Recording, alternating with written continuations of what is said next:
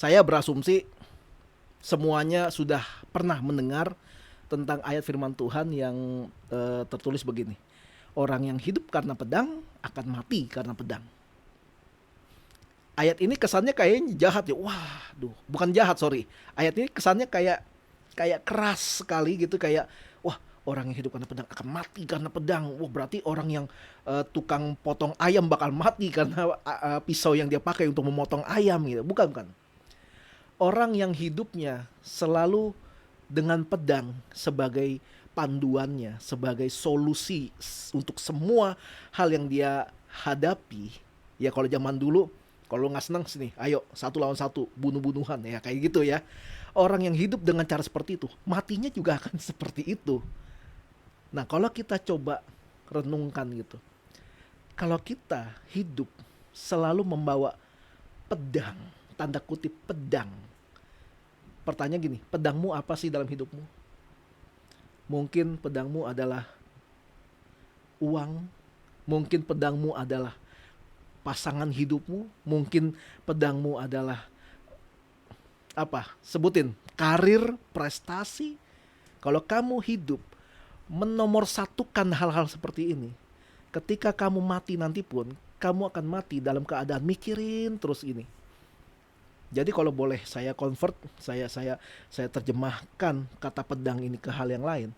Orang yang hidup karena mikirin uang terus akan mati karena mikirin uang terus.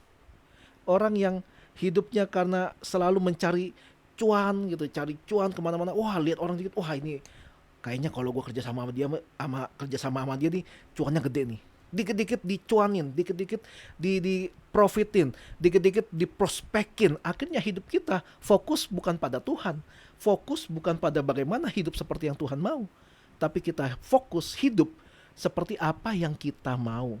Dan akibatnya karya Tuhan dalam hidup kita nggak bisa berjalan maksimal. Kelihatannya, ah gue sampai hari ini fine-fine aja gue hidup kayak gini. Lebay lu. Kita menilai hidup kita baik-baik saja atau tidak tidak baik-baik saja itu kan dari standarnya kita kan. Kalau kita mau belajar merenungkan hidup kita tanya Tuhan, bagaimana hidup kita sekarang ini? Mungkin Tuhan akan berbicara dengan berbeda. Nah, jawaban Tuhan itu bisa enak didengar, bisa juga mungkin yang melukai hati kita. Loh, kok bisa melukai hati kita?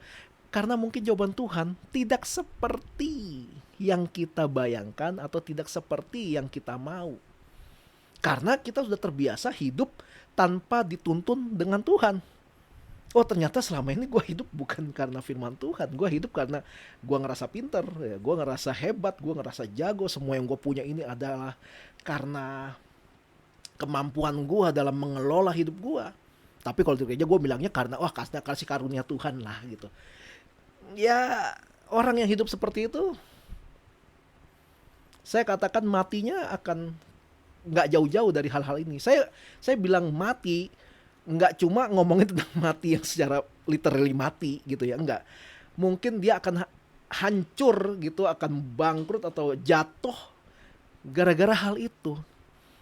Kita taruh ambil yang paling gampang tuh uang. Orang yang bisa dengan mudah mendapatkan uang, orang yang bisa dengan mudah melipat gandakan uang tanpa campur tangan Tuhan, akhirnya uang itu akan berproses terhadap hal-hal yang tidak seperti yang Tuhan mau atau tidak seperti yang menjadi standarnya Tuhan. Mungkin uang itu kemudian berproses menjadi hal-hal yang tidak kudus atau tidak baik atau tidak seperti yang Tuhan inginkan. Dia bisa memakai uang itu mungkin untuk berjudi, mungkin untuk menyuap pejabat supaya bisnisnya dilancarkan, mungkin dia pakai untuk menghasut orang, atau mungkin dia pakai uang itu untuk menyewa-menyewa wanita-wanita penghibur karena dia merasa uang gua, terserah gua. Nah, inilah yang saya bilang pada akhirnya orang-orang ini akan jatuh karena apa yang dia hidupi. Tapi kalau boleh saya balik semuanya itu, orang yang hidup karena firman Tuhan, hidupnya akan terus dipelihara oleh Tuhan. Dan nanti ketika dia mati, apakah mati itu mati secara literal ataupun mungkin Tuhan izinkan dia bisnisnya mati di dalam Tuhan, inilah firman yang firman Tuhan katakan, orang ini akan dibangkitkan dan mendapatkan hal yang lebih baik lagi dari yang sebelumnya. Karena kadang Tuhan membiarkan kematian itu datang menghampiri kita untuk menguji apakah kita mengikut Tuhan karena ngejar berkatnya atau memang karena taat sama Tuhan. Kita bisa belajar itu kalau kita lihat dari kitab Ayub lah. Agak cukup panjang kalau saya mau bahas tentang itu. Tapi yang jelas gini, untuk apa kamu hidup? Karena apa kamu hidup? Dengan siapa kamu berjalan? Itu akan menentukan bagaimana akhir dari hidup kamu. Kalau kamu mengandalkan manusia, kamu akan habis karena manusia. Kalau kamu mengandalkan harta benda, kamu akan habis karena harta benda. Tapi kalau kamu mengandalkan Tuhan, mungkin habis juga dalam Tuhan, tapi habis dalam Tuhan membawa kebangkitan yang baru, membawa keselamatan buat kita. Semoga ini bisa jadi perlindungan buat kita semua.